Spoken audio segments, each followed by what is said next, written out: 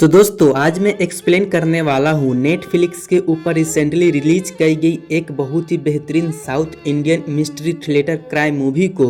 Movie काफी बेहतरीन है, एंड तक भी समझ में नहीं आता है कि आखिरकार यहाँ पर जो विलन है वो करना क्या चाहता है। काफी मिस्टीरियस फिल्म है, यह आपको देखने में काफी मजा आएगा। तो चलिए अब हम बिना किसी देरी के चलते हैं सीधा वीडियो के तरफ। अब देखो यह जो कहानी है वो पूरी 6 दिनों की है। तो सबसे पहले हम तो किसी व्यक्ति को एक और आदमी को जंगल के अंदर कहीं ले जाते हुए देख पाते हैं, और फिर वो आदमी जो होता है वो इस शरीर के अंदर आग लगा देता है और वो जंगल के बाहर निकल जाता है। एनीवेज अब यहाँ की कहानी वही 8 अप्रैल यानी कि द 1 से शुरू होती है, जहाँ पर हम एक जर्नलिस्ट चैनल को देख पाते हैं जिसका नाम बिग विजन टीवी होता है, और वो आज उनके शो पर अशोक नाम का एक पॉलिटिशियन आने वाला था। सभी लोग इसकी तैयारी कर रहे थे, लेकिन हम वहाँ के सीनियर इंचार्ज हरी को देखते हैं जो कि शो को होस्ट नैना को बताते हैं कि अशोक यहाँ पर नहीं आने वाला है। यह सुनकर नैना गुस्सा करती है क्योंकि उसके सारी तैयारी करी थी, लेकिन अब वो गेस्ट वहाँ पर नहीं था। तब हरी उनके यह बताता है कि उनके पास एक गेस्ट तो है, और वह गेस्ट का नाम कैलाश है जो कि फिल्म इंडस्ट्री का राइटिंग सितारा है। मगर नैना इस चीजों के लिए मना कर देता है क्योंकि कैलाश पर कई सारे केसेस थे इंक्लूडिंग हरासमेंट का। तभी हरी कहता है कि वह उसके इसी बारे में सवाल पूछे और इससे कंट्रोवर्सी होगी, और वह कंट्रोवर्सी के वजह से उनकी काफी हाई टीआरपी मिलेगा। लेकिन नैना अभी भी तैयारी नहीं था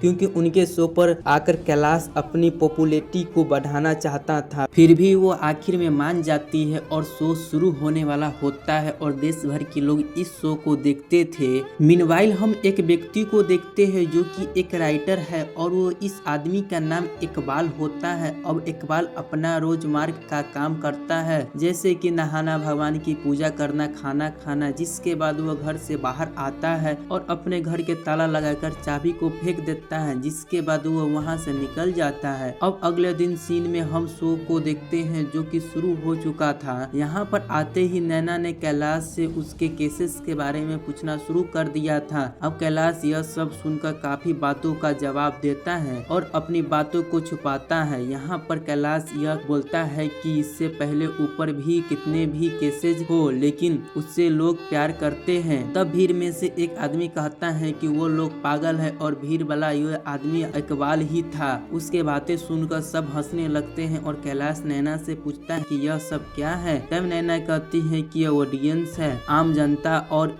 उसे ही इनका जवाब देना होगा। तब कैलाश उससे यह कहता है कि अगर वह इतनी ही बुरा होता तो गवर्नर उसे खुद पुरस्कार क्यों देती, जिस पर इकबाल कहता है कि पैसे देकर गधे को पुरस्कार दिलवाया जा सकता है। यानी कि यहाँ पर काफी ब्रिटिश रोस्ट किया जाता था। भाई ने एक इकबाल स्टेज पर आने लगता है और नैना उसे वहीं से बैठकर बातें करने के लिए कहती है, लेकिन इकबाल आज फुल मूड में था। वह उसे रोस्ट किए जा रहा था जो कि कैलाश को पसंद नहीं आता। अब कैलाश इससे तंग आकर वहां से जाने लगता है क्योंकि उसके बहुत ही ज्यादा बेइज्जती हो रही थी। तब इकबाल उसे हुई वहीं पर रुकने के लिए कहता है, मगर कैलाश नहीं रुकता है। तब वो उसे पैर से गोली मारता है और वहां होने वाली बात सारी ऑडियंस और मैनेजमेंट की हालत खराब हो गई थी। सभी लोग लाइव शो में भागने लगते हैं, लेकिन इकबाल सबको रोक देता है और वो कहता है कि कोई अभी यहाँ से नहीं जाएगा। अब नैना इकबाल से यह कहती है कि उन्हें डायरेक्टर को बुलाना पड़ेगा क्योंकि कैलाश का काफी खून बह रहा था। तब इकबाल यह कहता है कि यह तो हीरो है ना, और इससे तो खुद को पैर पर हाथ रखकर अपना खून रोक ले। लेकिन इतना कहकर वह एकार खुद उसके पास आता है और यहाँ पर उसे कपड़ा देता है ताकि वह उसे बांधकर अपनी बोल्डिंग रोक सके। अब यहाँ पर इकबाल उसको यह कहता है कि वह आज नहीं मरेगा, लेकिन इसके अलावा कोई पर तो यहाँ पर तो होगा जो कि खत्म होगा, वो भी 1 घंटे के अंदर। फिर उसके बाद हम पुलिस कार को देखते हैं जो कि किशोर की ब्लडिंग के पास जा रही थी, और इन सब में हम डीएसपी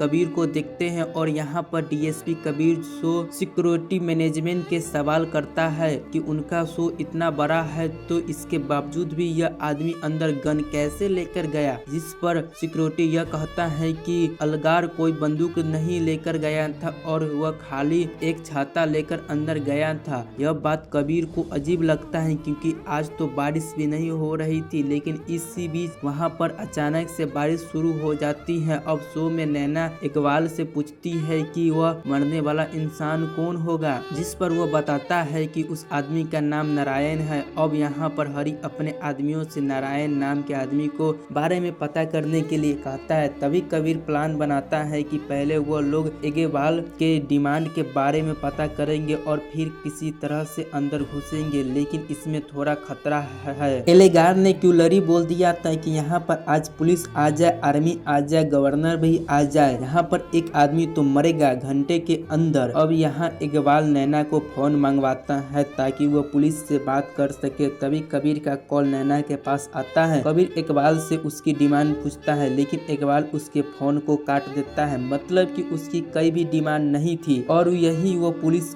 को बता रहा था कि यहाँ पर नैना इकबाल से यह सब करने की वजह पूछती है। तो वो उससे यह पूछता है कि क्या उसने क्रिसमस स्काई किताब पढ़ी है, या फिर आई ऑफ अ हंटर, या फिर आर्यन, या ब्लडिंग हट, जिस पर नैना कहती है इसमें से उसने कुछ भी नहीं पढ़ा। अब नैना जो थी वो यह बात समझ चुकी थी कि इकबाल एक राइटर है और वो उसी ने यह सारी किताबें लिखी है जिसके बारे में उसने बोला। वह यह पूछती है क्या वह राइटर है, जिस पर इकबाल कहता है कि वह एक फिल्म राइटर है। पब्लिशर ने उसे कहा था कि उसके क्रिएटिव की कमी है और उसे क्लपनिक में से 10 साल लग गए हैं। इतने समय इससे लगा क्योंकि उसने किताबों के लिए कई सारे रिसर्च और ट्रेवल किया था, लेकिन पब्लिक को उसे किताब को जज करने में मात्र कुछ ही मिनट लगे थे। तब नैना पूछती है क्या पब्लिक का नाम नारायण है और यह वह नारायण है से गुस्सा है, जिस पर वह मना करता है। तब नैना पूछती है कि फिर बात क्या है, क्योंकि वह उसकी डिमांड तक नहीं बता रहा था, जिस पर इकबाल यह कहता है कि उसको हमेशा से एक सपना था कि वो लोग उसकी किताब को पढ़े, उसे समझे, लेकिन उसे कभी यह मिला नहीं और इसीलिए वो ऐसा प्लान लिखेगा जो कि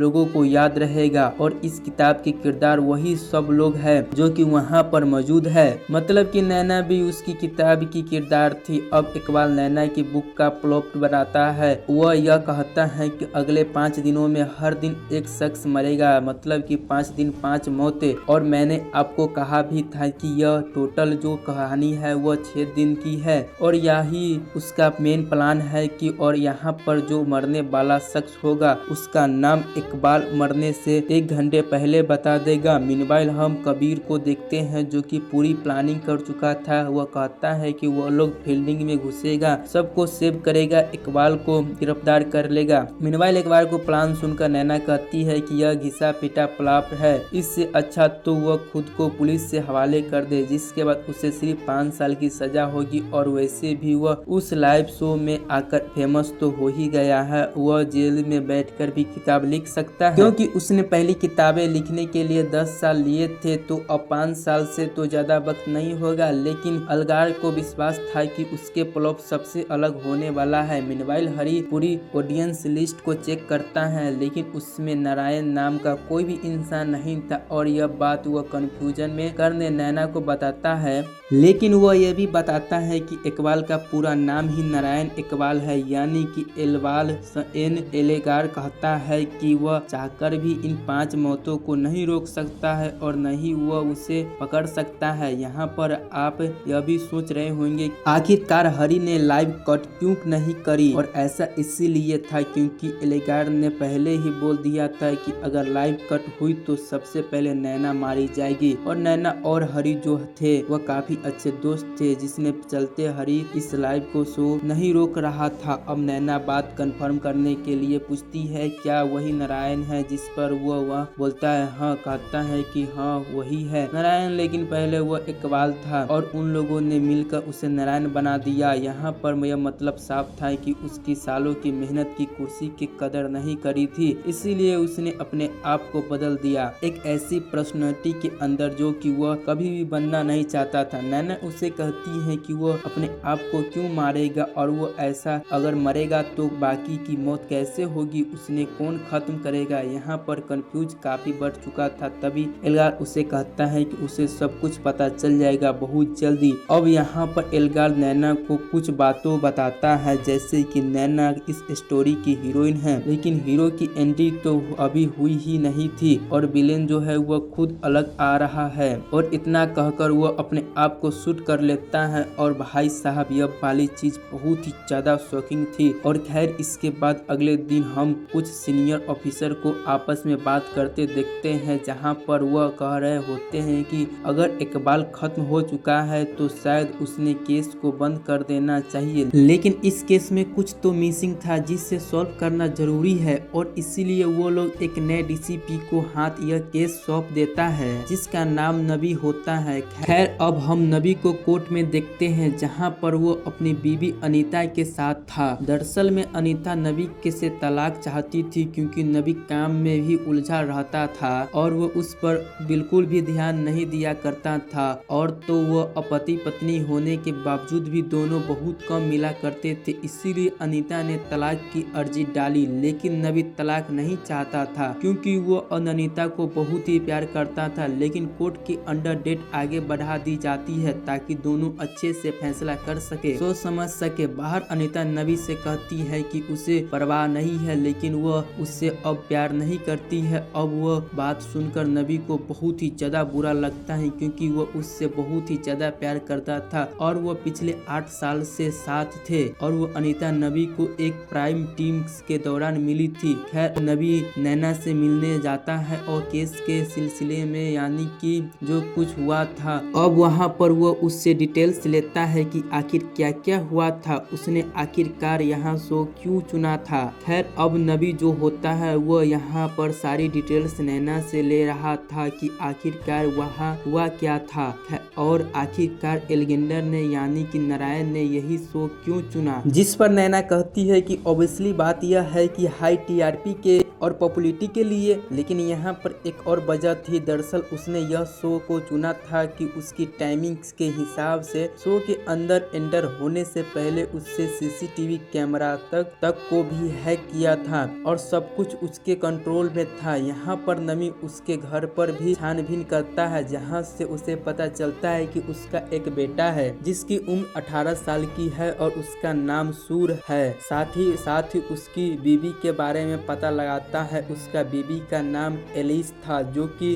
किस्टिस थी, लेकिन एल्गार के साथ कोई भी नहीं रहता था, वो अकेला ही रहा करता था। एल्गार के बेटे के बारे में पता चलता है कि वो काफी ज्यादा लड़ाकू लड़का है और उसकी किसी से भी नहीं बनती थी। अब यहाँ पर चीजें काफी ज्यादा कॉन्फिडेंट होती जा रही थी और इसलिए क्योंकि एल्गार के बारे में सब कुछ पता होते हुए भी कोई भी सुराग नहीं मिल रहा था कि आखिरकार उसने ऐसा क्यों किया। लेकिन इसी बीच उन्हें कुछ जली हुई चीजों मिलती है जो कि एल्गार के द्वारा जलाई गई थी, जिसके अंदर एक खाली नोटबुक भी मौजूद था। अब नबी के हिसाब से एल्गार ने यह सब अटेंशन के लिए नहीं किया था और जो गन उसने इस्तेमाल करी थी वो अरेंज करना भी इजी नहीं था। नबी को वो आदमी भी मिल गया था जिसके जरिए एल्गार के गन को स्टूडियो में रखवाया था। और वो एक इंटरेस्टिंग डिटेल यह है कि जब यहाँ पर स्टूडियो वाला सीन हो रहा था उसी वक्त यहाँ पर 2 आदमी आपस में बात कर रहे थे कि वह पागल यहाँ पर आया तो उसके हमसे पूछ दवाइयाँ ली थी।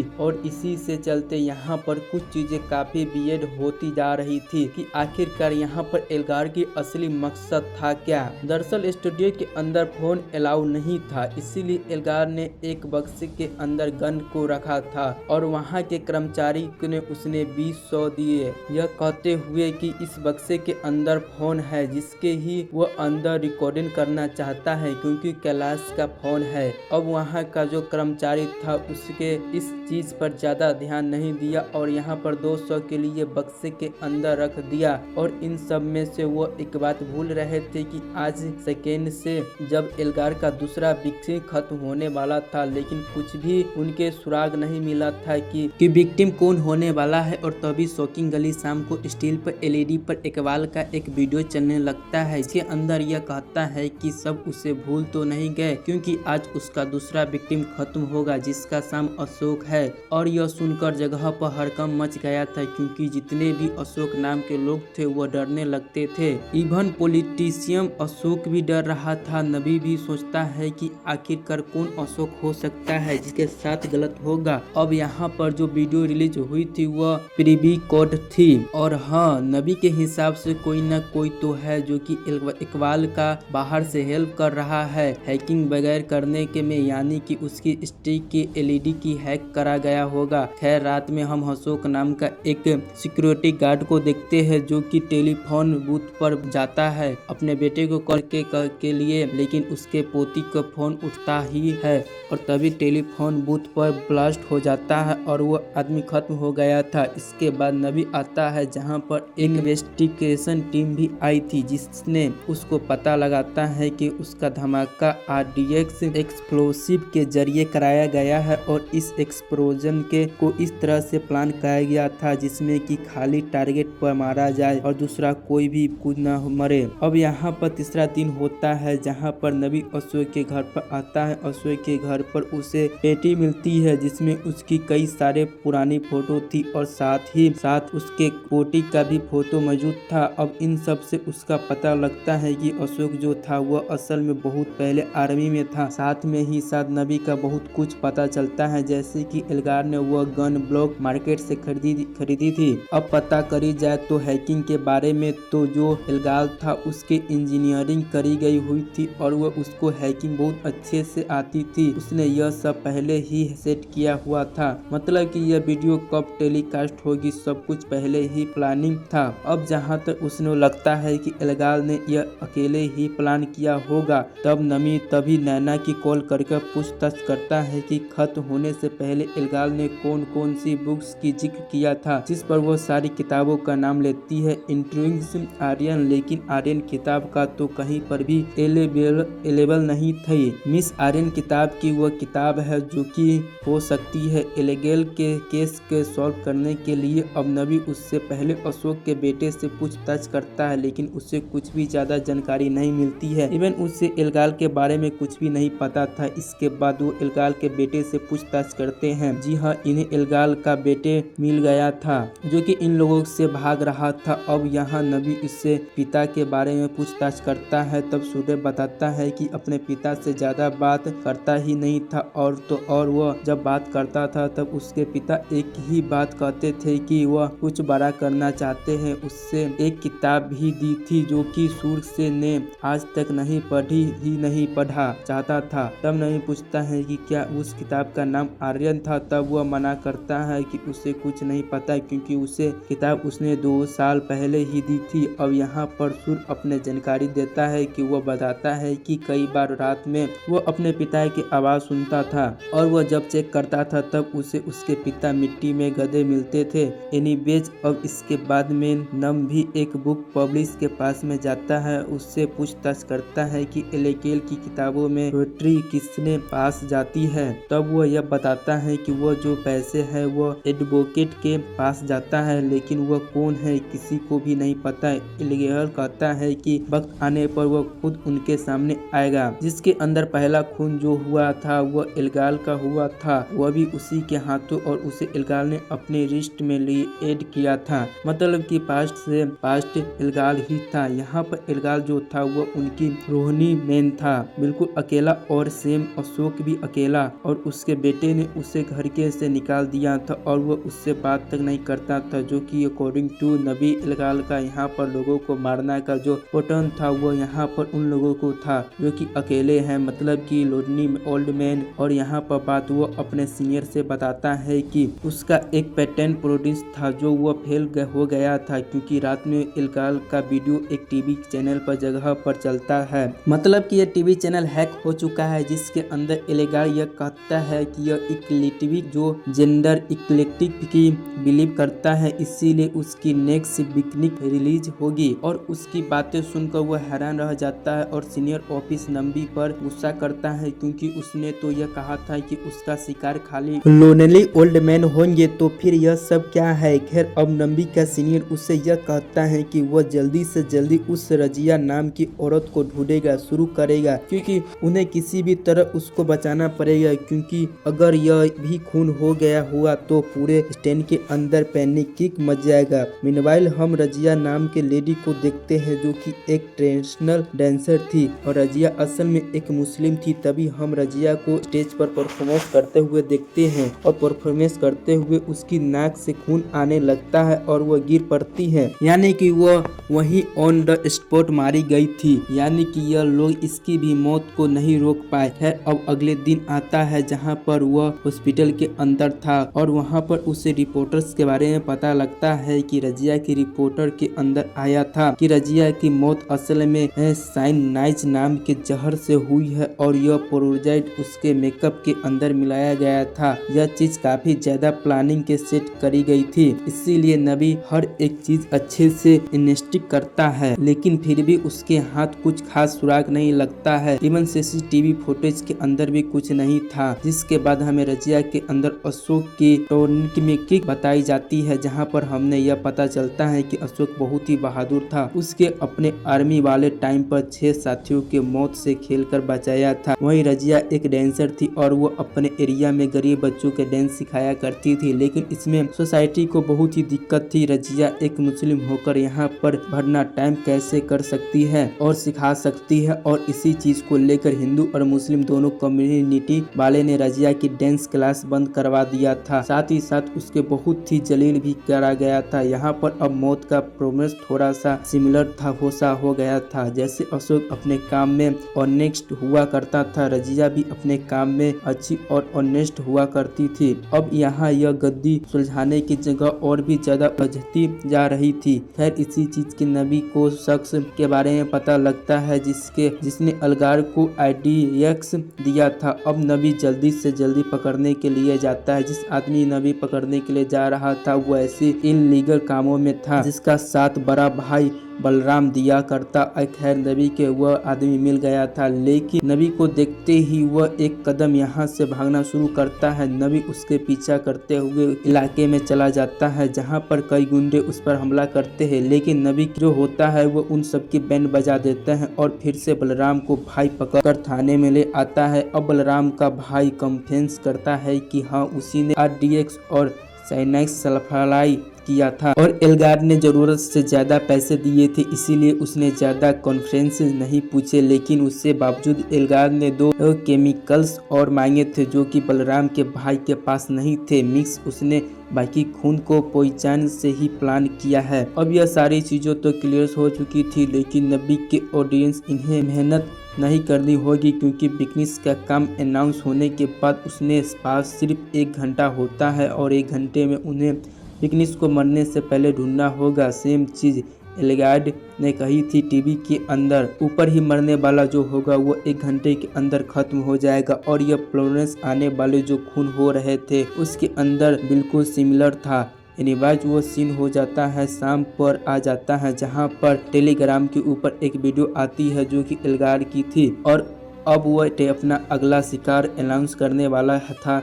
लेकिन इससे पहले यह सब बात बताता है कि हमारे सारे खून अकेले ही किए हैं, और लोगों को यकीन दिलवाने के लिए वह एक वीडियो शेयर करता है जिसके अंदर टेलीफोन बूथ पर आरडीएक्स लगा रहा था और यह सब उसने परफेक्ट कैलकुलेशन से चलते किया था। यहाँ पर अब वो अपना नेक्स्ट पिकनिक अनाउंस करता है जिसका काम वो युवराज बताता है। यह सुनकर सारे लोग हैरान थे और अभी अपने पहचान युवराज को कॉल मिला रहे थे। तब तो पुलिस भी इस काम में लग चुकी थी। अब चौथा दिया था, मतलब कि चौथा पिकनिक यहाँ पर मरना तय है। अब नमी को युवराज के बारे में पता लगवाता है, लेकिन कोई भी युवराज उसके पिकनिक के पोटेंस में से मैच नहीं कर रहा था। अब यहाँ गुत्ती फिर से और ज्यादा उलझ गई थी, क्योंकि उस नाम का लोग कहीं होते हैं और इसी इलेक्ट्रिफिकेशन को चलते रात को 11 बज जाता है, लेकिन कोई भी खत्म होता। शायद उसका प्लान फेल हो गया था, ऐसा नहीं और बाकी लोग लग रहा था है। खैर, अब नबी के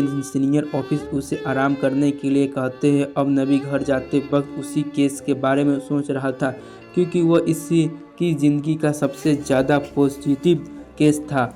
मीनवाइल हम बलराम को देखते हैं जो कि अपने भाई को गिरफ्तारी से बहुत ही ज्यादा नाराज था और वो नबी को मारना चाहता था। और इसी के साथ वह 5वां दिन आ गया था जहां पर हम युवराज को के एक व्यक्ति को देखते हैं जो कि असल में एक ही ड्रेस में वह सी प्लूटोनियम के बचाने के लिए अक्सर प्रोजेक्ट करता रहता है। अब भी वह अंडर सी में जाकर, यानी कि अब वो डीप के ड्राइवर था। लेकिन आज अजीब होता है, जब वो अंडर वाटर गया तभी उसकी जान चली गई। उसके साथी ने पुलिस को कॉल करके वो सब कुछ बता दिया। तब स्पॉट पर नबी और उस इलाके के लोग आ जाते हैं, जहाँ पर नबी को पता लगता है कि युवराज की मौत पानी के अंदर दम घुटने से हुई है। लेकिन दम कैसे घुटा, उसने तो सिलेंडर पहन रखा था। और तब जाकर हमको एक्सप्लेनेशन समझ में आती है कि दरअसल युवराज ने ऑक्सीजन टैंक के अंदर खाली ऑक्सीजन भरा हुआ था, लेकिन होता यह है कि अक्सर नाइट्रोजन और ऑक्सीजन मिक्स करी जाती है, लेकिन यह प्यारे ऑक्सीजन सेहत के लिए अच्छी नहीं होती और इसी के चलते उसकी मौत हो गई। मतलब कि यहाँ पर काफी ज्यादा स्मार्ट तरह से उसका खून करा गया था और इसकी तारीफ इसीलिए हो रही है क्योंकि यह फ्लिप खून था। और यहाँ पर जो नबी होता है वह बिल्कुल नब हो गया था। देखा यहाँ पर मैंने क्या किया। एनीवेज यहाँ पर उसका दिमाग हिल चुका था क्योंकि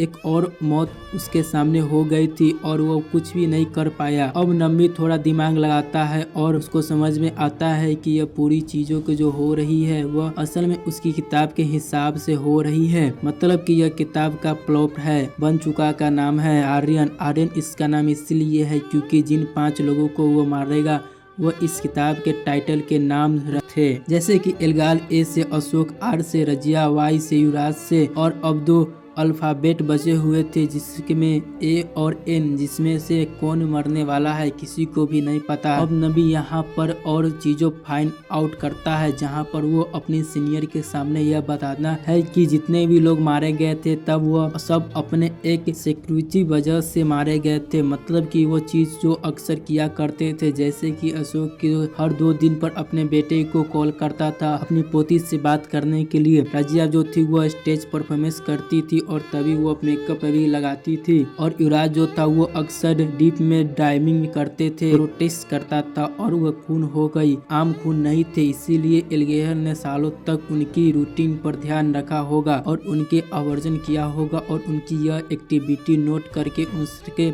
यह सब प्लान किया होगा। सीनियर पूछता है कि वो लोग सब कैसे रोकेंगे। तब नबी एक टेक्नीशियन को हायर करता है और टेक्नीशियन यह बताता है कि आखिरकार एल्गार मैसेजेस कैसे भेजता है। दरअसल इनसे अंजाम देने के लिए अपने पैटोम स्टीपिंग प्लाप क्रोंग जॉब के लिए जरिए यह सब किया है और यह सब सारी वीडियोस ऑटोमेटिकली जा रही थी। इस तरह से इनको सेट करा गया था। लेकिन अब बात यह थी कि उसका अगला श्रीनिक्सी कौन होगा। इस बीच नबी को एल्गाल के एडवोकेट के द्वारा बुलाया जाता है और एडवोकेट नबी के वसीयत दिखाता है जो कि एल्गार ने 2 हफ्ते पहले लिखी थी, जिसके हिसाब से एल्गार अपनी किताब की लॉटरी किताब के राइटिंग उसकी प्रॉपर्टी और सब कुछ एक संस्था को दान कर रहा था, जिसके अंदर police, welfare fund, fair care India organisation, nightingale welfare जिसमें से नर्सिंग वेलफेयर चैरिटी होती है, army welfare, teacher welfare fund और ग्रीन फिश के फंड यानी कि एनवायरमेंट प्रोपेशन फंड को डोनेट करा गया है।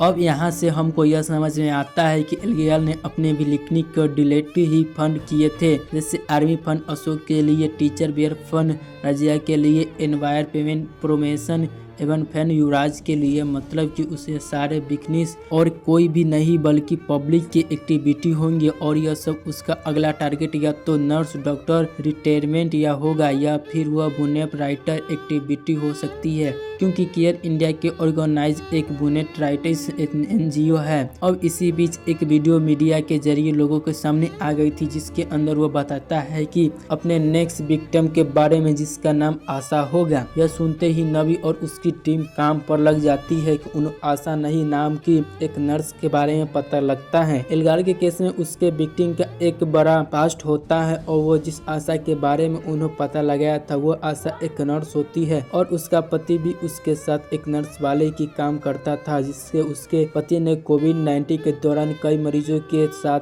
दिया था। लेकिन अनफॉर्चुनेट उनके पति को भी कोविड ने घेर लिया और वो फिर जिंदा नहीं बच पाया। लेकिन उस वक्त समय बहुत खराब था, इसीलिए आशा से सभी लोग ने उसकी जॉब छीन ली थी। उसे कोविड न होते हुए भी क्वारंटीन में रख दिया गया था। सबसे बड़ी बात कि आशा उसके पति का कोई भी कॉन्फेसेशन भी नहीं मिल पाया। यहाँ पर इसकी समझ ही गया था कि यह आशा वही आशा होगी, इसीलिए वह जल्दी से उसके घर पर आता है। लेकिन वहाँ से उसका पता लगता है कि आशा अपने पति के ग्रह पर वह गई है, क्योंकि आज उसके पति की डेट एनिवर्सरी थी। नबी जल्दी से वहाँ पर जाता है, जहाँ पर वह आशा को देखता है कि वो अपने पति के कैंडल लगा रही थी, यानी कि उसकी कब्र के सामने। नबी चैन से सांस लेता है, क्योंकि आशा अभी तक सही सलामत है। वो आशा के पास जाता है और उससे यह कहता है कि उसका जान को खतरा है, इसीलिए उसे उनके साथ जाना होगा। और फिर वो नबी को पुलिस के कार में बैठा देता है, लेकिन वो देखता है कि उसकी उंगली पर खून लगा और यह खून आशा का ही है। नबी जल्दी से आशा को वहाँ बिल्किन रुस्तबाग को और आशा को देखता है, जो कि अब जिंदा नहीं थी। दरअसल उस कैंडल के ऊपर सैनिटाइज लगा हुआ था और यह देखकर नबी टूट जाता है। अब मीडिया और काफी बाकी लोग जो होते वो नबी को योग्यता पर बहुत ही सवाल उठाते हैं और उसको काफी बुरा भला कहते हैं और इस केस के नबी को अंदर तक हिला कर रख दिया था। लेकिन तभी अनीता उसे कॉल करके समझाती है कि उसको संभालती है, और लेकिन वो दिल से पूरी तरह टूट गया था। और अगले दिन एक सफाई करने वाले लेडी को एक फोन मिलता है, जिसमें वह लास्ट पिकनिक के बारे में एक प्रेडिक्टिव वीडियो थी। वो लेडी इसके बारे में पुलिस को बताती है। उसके बाद पुलिस उस फोन को वीडियो को और अपनी डिपार्टमेंट में चलाती है। यह वीडियो के अलगाव बताता है कि उसका आखिर का पिकनिक को नाम एन से होगा, लेकिन यहाँ पर वह वीडियो को बोलते वक्त नबी का नाम लेता है और वह कहता है कि नबी सर, मतलब इसका इशारा सीधा नबी पर था। लेकिन यह पॉसिबल कैसे था? और सबसे बड़ी बात यह है कि इल्गाल को कैसे पता था कि नबी ही इस केस को संभाल लेगा। नबी इन सब को नहीं मानता है। वो कहता है कि वो उसका विक्टिम हो ही नहीं सकता है, क्योंकि वह कोई भी पब्लिक एक्टिविटी है ही नहीं। लेकिन नबी कॉलेज टाइम पर एक एक्टिविटी रह चुका है, मगर इससे यह साबित हो ही नहीं होता है कि नबी वो विक्टिम होगा। अब नबी यहाँ पर चीज को बिल्कुल भी नकार देता है, क्योंकि उसके हिसाब से वो कोई भी विक्टिम राइट एक्टिंग हो ही नहीं सकता है। अब वो नहीं हो सकता है। तभी सीनियर ऑफिसर कहता है कि नबी को फिर से संभल रहना होगा, क्योंकि वो अगर उसे कुछ भी हो गया तो लोगों को लगेगा कि पुलिस खुद अपनी रक्षा नहीं कर पाई है,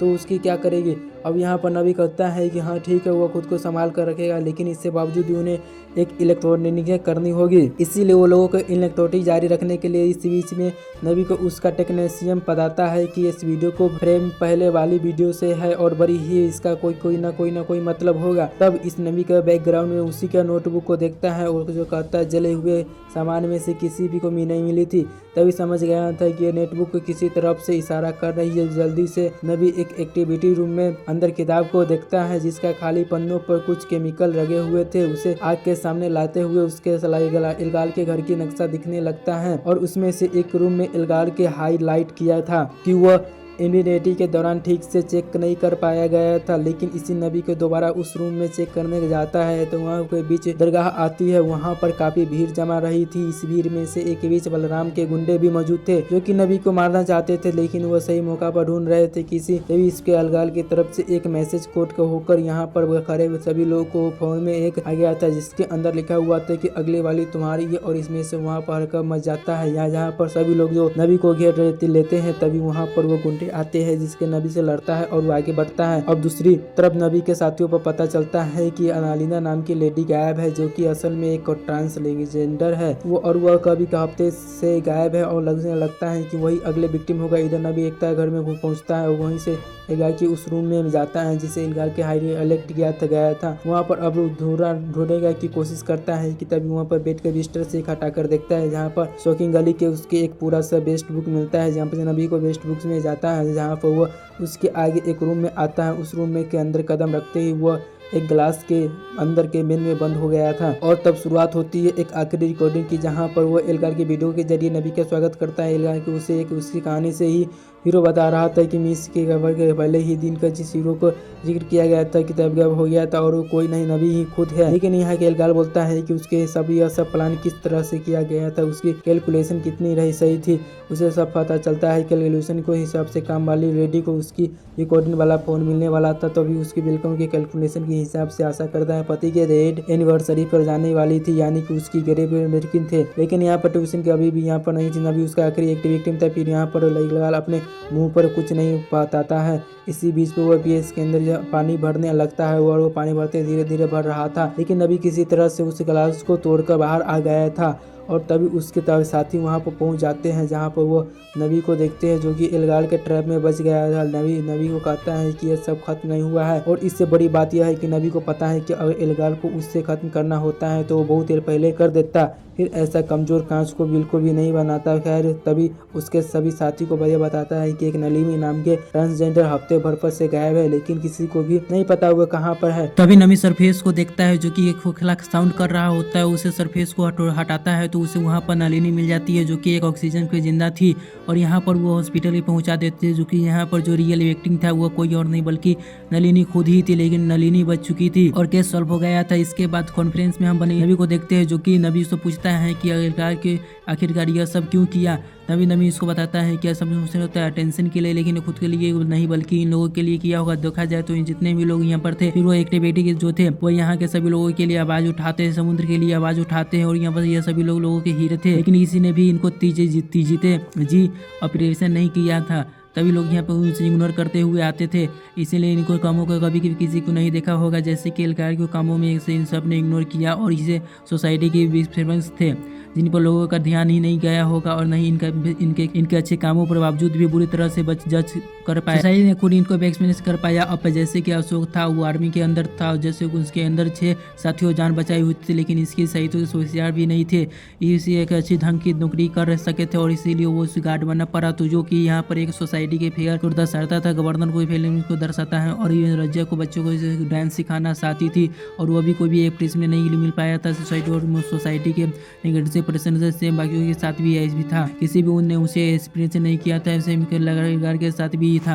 एल्गार को एक अच्छा राइटर भी था, लेकिन उसी काम का आज तक किसी को नहीं देखा गया। एल्गार को एक मकसद यही था कि वो लोगों को ऑपरेशन लोगों की तरफ से टेंशन के ऑपरेशन के काबिल होते हैं, लेकिन उसकी तरीका तो बिल्कुल भी गलत था। वो साइकिल वाला था। इसके बाद सीन चेंज होता है, जहाँ पर वो नबी अपने साथियों के साथ बैठा हुआ होता है, तब उसका साथी उस पर एक नोटबुक देता है जो कि उसके एल्गार के घर के मिलती थी। यहाँ उस नोटबुक के आर्यन की कहानी लिखी हुई थी, जिसके एल्गार ने लिखा था कि वो नबी के पीछे भी था, नबी के यहाँ पर सालों से नजर रख रहा था। इसमें उसने हीरो से बनाया था, और उसको स्टोरी लास्ट में कहीं लिखी थी, जो कि इसका मतलब यह है कि यहाँ पर कहानी में कभी भी खत्म नहीं हुई थी। अब इनके नबी को चेहरा पर फिर से वो इसी तरह से हो गया था, और वो इसी तरह से साथ में आर्यन की मूवी खत्म हो जाती है। तो दोस्तों अब यह मूवी यहाँ पर ही खत्म हो गया है। तो यह मूवी आपको कैसा लगा आप हमें कमेंट करके जरूर बता दीजिएगा, और हाँ इस चैनल को सब्सक्राइब करना ना भूले।